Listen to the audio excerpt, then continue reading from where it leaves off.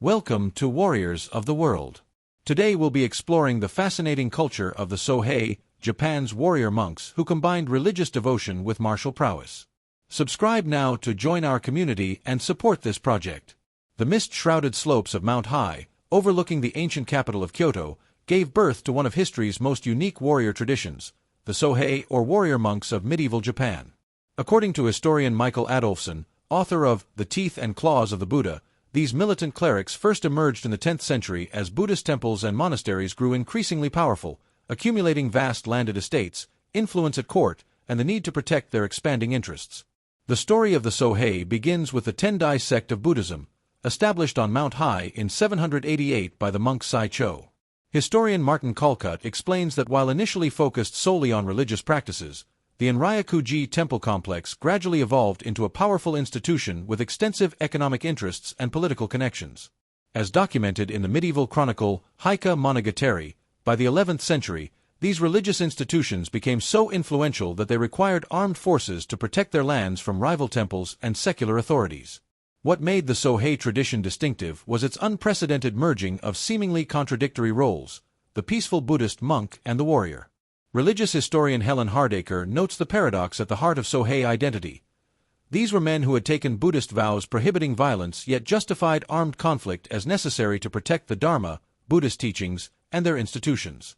This tension between religious ideals and militant practice created a unique warrior ethos distinct from the secular samurai tradition developing simultaneously in medieval Japan. The transformation from contemplative monks to formidable warriors wasn't immediate but evolved over generations. Historian G. Cameron Hurst III has documented how leading temples initially hired lay warriors for protection, but gradually began arming their own monks as conflicts with rival religious institutions and secular authorities intensified. By the late Heian period, 794 to 1185, major temples maintained standing armies of monk warriors trained in both religious practices and martial skills. The term Sōhei itself reflects their dual nature, combining characters meaning monk and soldier. Archaeological evidence from temple sites analyzed by William Wayne Ferris indicates that by the 12th century, major religious centers like Enryaku-ji on Mount Hiei, Onjo-ji, Midera, at the foot of the mountain, and Kafuku-ji in Nara maintained forces numbering in the thousands, making them significant military powers in their own right. The social background of Sōhei was diverse, contrary to popular conceptions. Historian Michael Adolphson's research reveals that while some were ordained monks who took up arms, many others were temple attendants and servants with various degrees of religious training. Some were recruited from rural populations living on temple estates, while others came from warrior families who sent sons to temples for both education and to maintain influence within these powerful institutions. The iconic image of the Sōhei warrior monk is unmistakable in Japanese historical art, a stern-faced figure wearing a white cowl, suzukake, over his head and shoulders, clad in monk's robes beneath light armor, and typically wielding the distinctive naginata polearm. According to military historian Carl Friday, this distinctive appearance served both practical and psychological purposes, allowing Sōhei to maintain visual elements of their religious identity while also creating an intimidating battlefield presence that became infamous throughout Japan. The primary weapon associated with Sōhei warriors was the naginata, a long wooden shaft topped with a curved blade combining the cutting power of a sword with the reach advantages of a spear. Weapons historian Serge Moll notes that while the naginata was used by various warrior classes in medieval Japan, it became particularly associated with Sōhei, who developed specialized techniques for using it in the confined mountainous terrain around their temple complexes. Archaeological specimens preserved at Enryaku-ji and other temples indicate these weapons typically featured shafts between 5 and 7 feet long with blades measuring approximately 2 feet.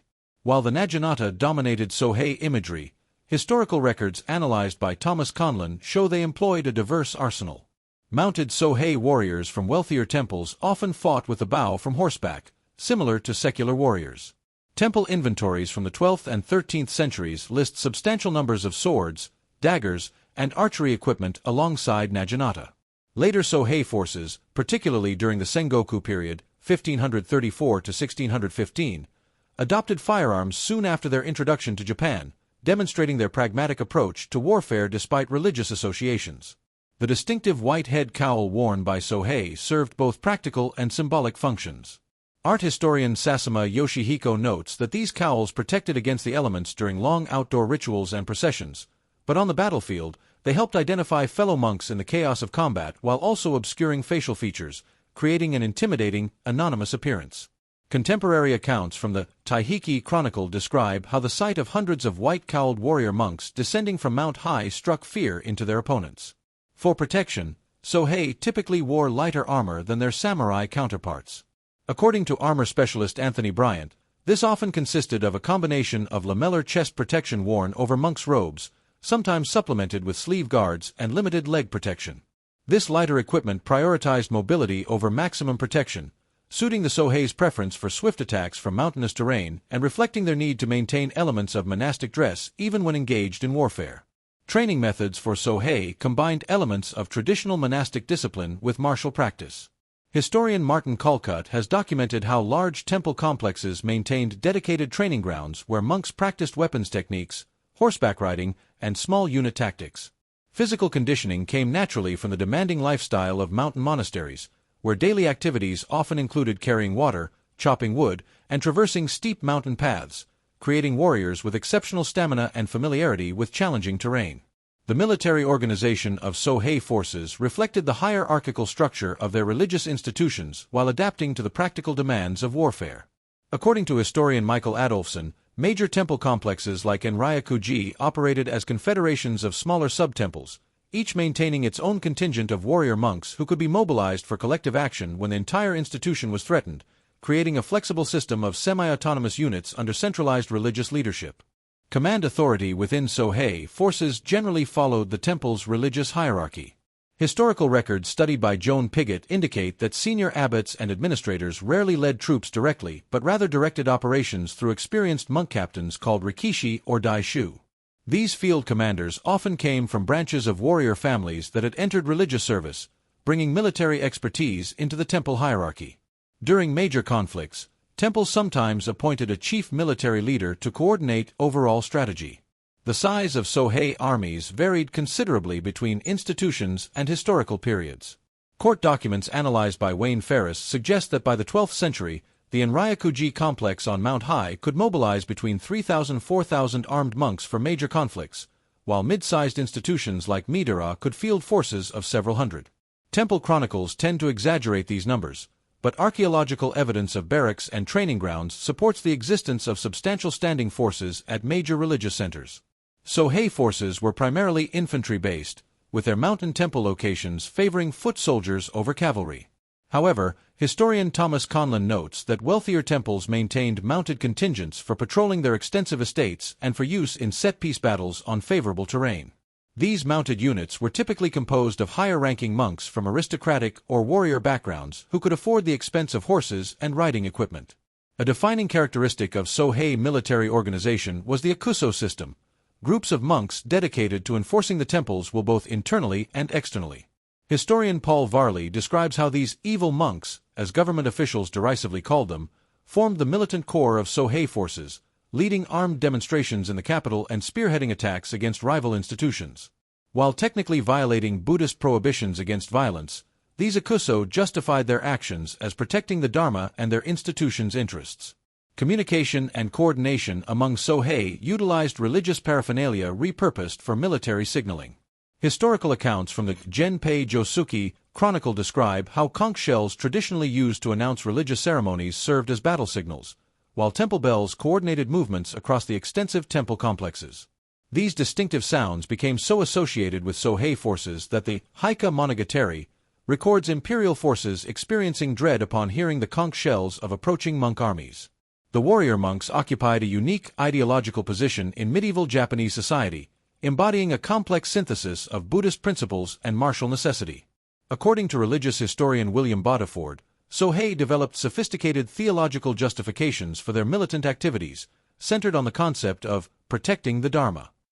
This doctrine held that using force to defend Buddhism against threats was not only permissible but obligatory for those dedicated to preserving the religion.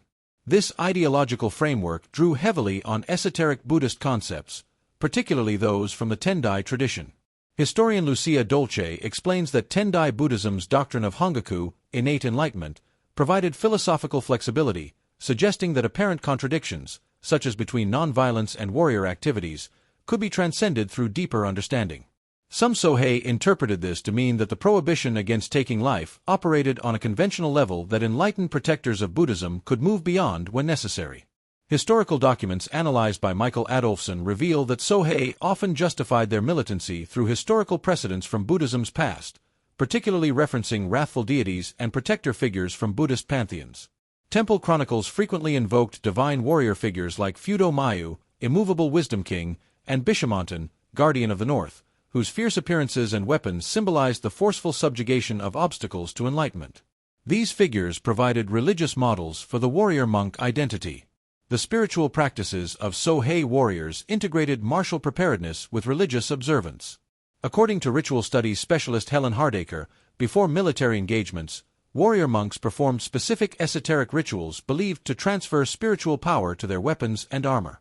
Temple records describe pre-battle ceremonies where monks chanted sutras over their naginata and other weapons, imbuing them with spiritual potency and protection against harm, creating a uniquely Buddhist approach to the psychological preparation for combat. The warrior monk's intimidating reputation was intentionally cultivated through religious displays of power. Historian Janet Goodwin documents how Sohei used religious processions as shows of force, carrying portable shrines into Kyoto accompanied by armed monks in a demonstration that blurred the lines between religious ceremony and military parade. These processions, conducted with full religious regalia and weapons on display, served as visible reminders of temple power to both the imperial court and rival institutions. Despite their martial activities, evidence suggests many Sohei maintained serious religious practices. Monastic records examined by Paul Groner indicate that warrior monks continued to participate in daily religious observances, doctrinal study, and meditation practices alongside their military training. This integration of spiritual and martial disciplines created a distinctive warrior ethos that differentiated Sohei from secular samurai, who increasingly separated their religious observances from their military identities during the medieval period. The military power of the Sohei reached its apex during the turbulent Genpei War, 1180 to 1185, which marked the transition from the aristocratic Heian period to the warrior-dominated Kamakura era.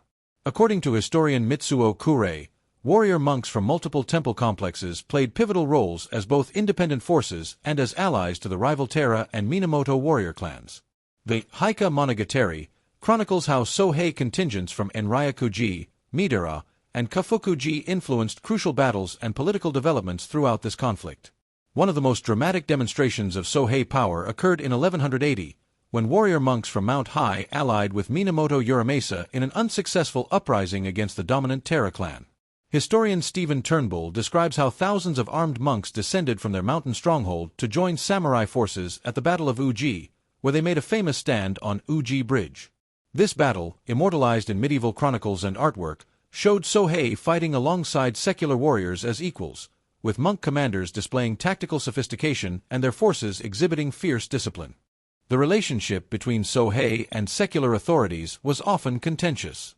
Court records analyzed by G. Cameron Hurst document numerous armed incursions by warrior monks into Kyoto throughout the 11th and 12th centuries. These intimidating demonstrations typically involved hundreds of armed monks carrying the sacred objects of their temples into the capital and presenting demands to imperial authorities. Chronicles record 20 major armed demonstrations between 1100 and 1180, demonstrating how the capital lived under constant threat of monastic military pressure. Conflicts between rival religious institutions frequently erupted into open warfare. Historian Martin Calcutt has documented the particularly bitter rivalry between Enryaku-ji on Mount Hiei and Midara at its foot, which resulted in multiple armed clashes. In 1121 and again in 1141, Enryaku-ji Sōhei descended the mountain to burn Midara to the ground, destroying priceless religious artifacts and killing rival monks. These temple wars demonstrated that Sōhei aggression was directed not only against secular authorities but also against competing Buddhist institutions. The decline of Sōhei military power began with the rise of the Kamakura shogunate in the late 12th century. Military historian Carl Friday notes that as samurai warfare grew more sophisticated and centralized under shogunal authority, the independent military power of religious institutions gradually diminished. Attempts by temples to interfere in succession disputes or resist warrior authority were met with increasingly decisive military responses, as when retired Emperor Go-Toba's 1121 rebellion was crushed despite significant Sōhei support from multiple temples. The final chapter in the saga of the medieval Sōhei came with Oda Nobunaga's campaign to unify Japan in the 16th century. According to historian Jeroen Lamers, Nobunaga identified Buddhist temples with their private armies as significant obstacles to centralized control. In 1571, he launched a devastating attack on Enryaku-ji, surrounding Mount Hiei with troops who systematically burned the entire temple complex and killed an estimated 20,000 monks, attendants, and refugees. This brutal assault effectively ended the independent military power of the Sōhei tradition that had influenced Japanese politics for over 5 centuries. The effectiveness of Sōhei forces stemmed from distinctive tactical approaches tailored to their unique circumstances. According to military historian Thomas Conlon, warrior monks excelled at exploiting their temple locations, typically on mountains or hills overlooking major population centers, to maximize strategic advantage. This high ground provided natural defensive positions, opportunities for surprise attacks on forces moving below, and safe retreats when facing superior numbers. The Taihiki Chronicle describes how Sōhei forces from Mount Hiei could descend like lightning on targets in Kyoto, then withdraw to their mountain stronghold before opposition could be organized. Sōhei warfare emphasized mobility and surprise rather than pitched battles. Historian Carl Friday notes that monk warriors typically avoided conventional field engagements, preferring hit-and-run tactics that leveraged their intimate knowledge of the difficult terrain surrounding their temple complexes. Historical records document numerous instances of Sōhei forces executing well-timed ambushes on government troops attempting to navigate the narrow mountain paths leading to major temple centers, using the environment as a force multiplier against numerically superior opponents. The distinctive weaponry of Sōhei influenced their tactical approach. Weapons historian Serge Moll explains that the naginata, with its long reach and slashing capability, was particularly effective for defending narrow mountain passes and temple gates where its sweeping attacks could keep multiple attackers at bay. Contemporary accounts describe Sōhei deploying in defensive formations at strategic choke points, using their naginata to maximum effect while supported by archers positioned on higher ground. Unlike samurai warfare, which increasingly emphasized individual combat between high-status warriors, Sōhei typically fought as coordinated units. Archaeological evidence of training grounds at temple complexes suggests regular drilling in group tactics. Historian Paul Varley notes that Sōhei effectiveness in battle often came from their discipline and cohesion rather than individual martial prowess, with monk units maintaining formation integrity even under difficult conditions, a quality remarked upon in multiple historical accounts of their military engagements. When forced into open battle, Sōhei demonstrated sophisticated combined arms tactics.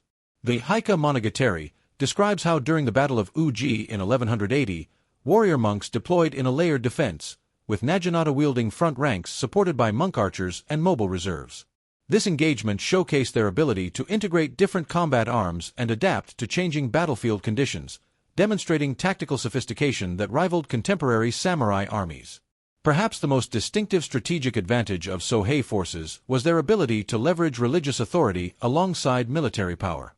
Historian Michael Adolphson documents how temples could deploy religious sanctions, including ritual curses and spiritual condemnations, alongside military threats. These religious weapons created psychological pressure on opponents, many of whom genuinely feared divine retribution for moving against Buddhist institutions. This combination of spiritual intimidation with physical force created a uniquely effective approach to power projection in medieval Japan's religious landscape.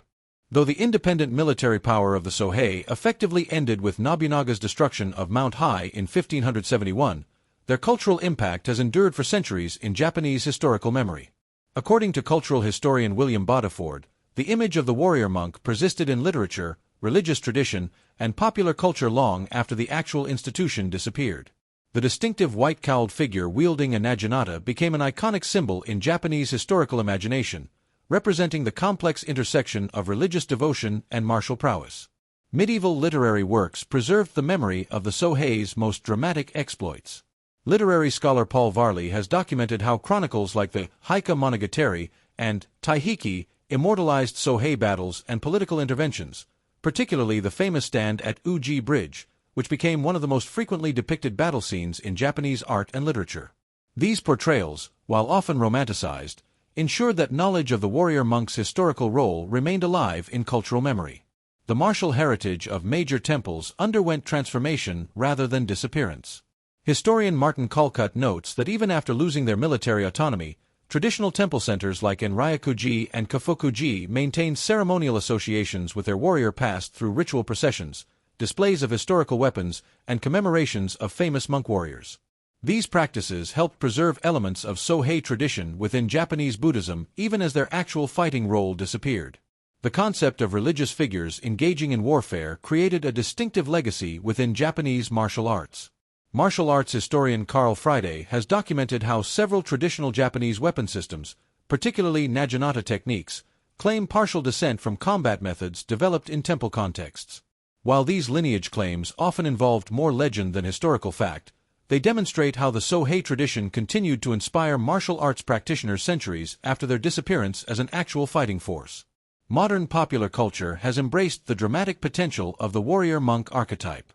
Film historian Alan Silver notes that Sohei characters feature prominently in historical films, anime, and manga, where their distinctive appearance and the inherent drama of their conflicted identity make them compelling figures. Works like Akira Kurosawa's Seven Samurai include monk-turned-warrior characters that reference this historical tradition, while video games and other contemporary media frequently include warrior-monk character classes inspired by the historical Sohei.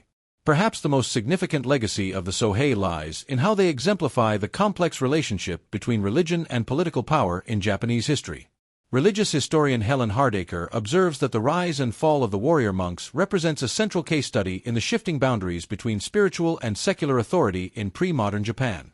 The Sohei phenomenon demonstrates how religious institutions could project military power, how spiritual legitimacy could translate into political influence, and ultimately how secular authorities reasserted control over armed religious organizations. For modern Buddhist practitioners, the Sohei represent a challenging historical example of religion's capacity for both violence and peace. Buddhist scholar Brian Victoria has examined how contemporary Japanese Buddhist institutions have struggled to reconcile their peaceful modern identity with historical traditions of armed monastic forces.